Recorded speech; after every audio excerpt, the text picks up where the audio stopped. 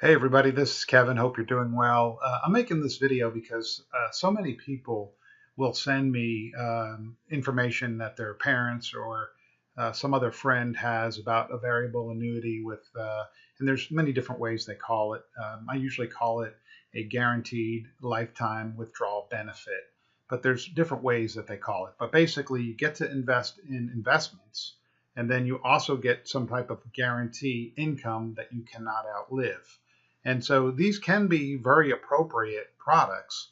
But what I find is that expectations of what people think they're getting versus what they're actually getting, um, there's a really wide chasm between what you're actually getting and what the expectations are. So I'm going to talk today about the catch.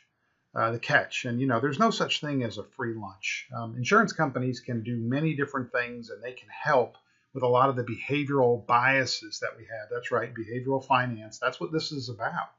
Because people say, well, I want to get the investments that go up, and if investments go down, I don't want to lose money, and I also want income. And so they say, these are things that you want, so we're going to give them to you, and that's the catch. So again, I think they can be very appropriate, and I'm going to oversimplify it. I mean, annuity salespeople probably come out and bash me on what I say here with the simplification. But the problem is that I've made probably 20 presentations. I've made about 5 videos where I went through detail by detail how these things work.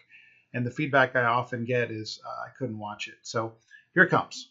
Anyway, so a variable annuity, you have this real account, okay? And the account can go up and down in value. So this is just like owning, let's say it's 60% equities or stocks and 40% bonds and cash. So let's say that you have $1 million in this account, and it goes up and down based on the sub accounts, okay? They're like investments though. So they have like mutual funds inside the annuity. So that's the positive, is that you get to invest as you would. And we know the returns of equity markets over long term. At least we know what it's been. It's been somewhere near 10%. Bonds have been somewhere 3, 4, 5%. So investing is really great. The problem with investing, though, is volatility. We hate volatility when our investments go down.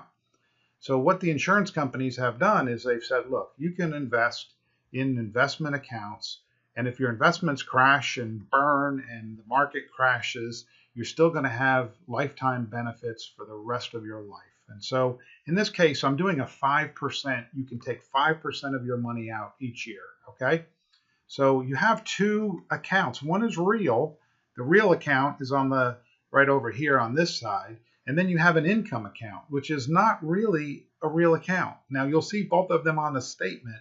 And again, that makes people feel good.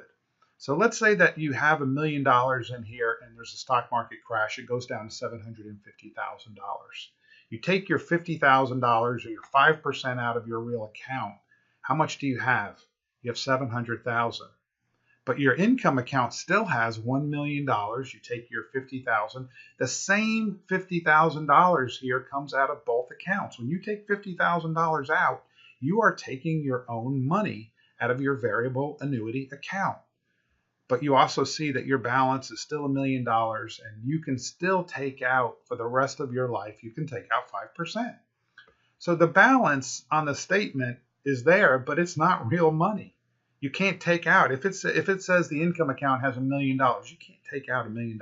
You can take out 5% or $50,000 over the rest of your lifetime. So this is not anything that's going to be used for a legacy for your family. Okay, unless you have a death benefit. And most of the time, the death benefit will be, again, based on the real account. Not most of the time. I've never seen it anything but. So, again, when you're getting this benefit, most people say, well, and I might be getting a bonus in this account over here, and I might be getting a step I get actual 6% a year every year. And I'm going to get that money every year, but that all goes to the income account. So even if this income account, let's say, goes 1.1 million, you can still only take out 5% out of that account. So now here's the part that I think the catch that most people don't get. So you have this $1 million account.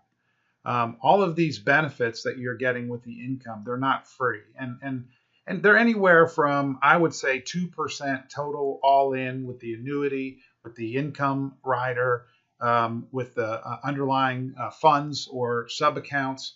I'd say it's 2% up to, we've seen it 3.8, 3.9%.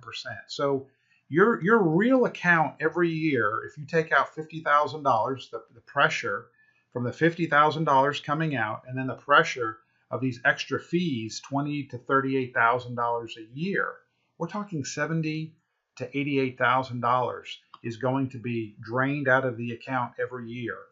Maybe you don't see the fees drain out, but you're not getting the returns that you're hoping for because you're paying such high fees. So you're getting pressure. So the income makes you feel really good.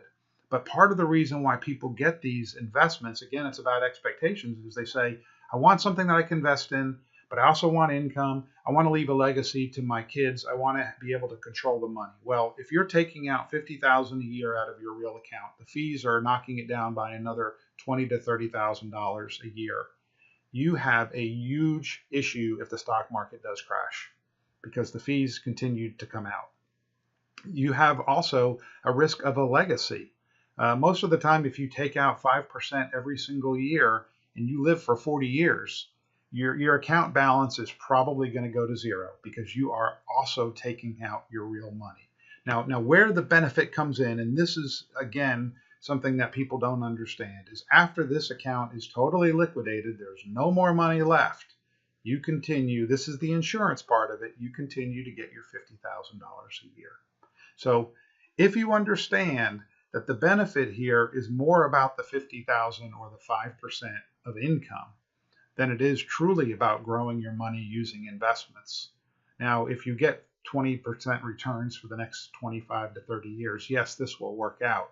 But if you get the kind of returns that we've looked at before, and I'm not going to go through the numbers here, but the math gets ugly really fast, especially when you have major market corrections and you have too much of your money invested in equities. And that's the reason why companies that give these lifetime benefits won't allow you to invest more than 60%, sometimes 70% of your money in equities, because they don't want the account to crash really quickly, and then they're on the hook for the insurance for the rest of your life. So thanks again for watching. I'm Kevin Gormley, a CPA that does financial planning and trying to clear up something that's so difficult to clear up because annuities are so complex. Thanks for watching.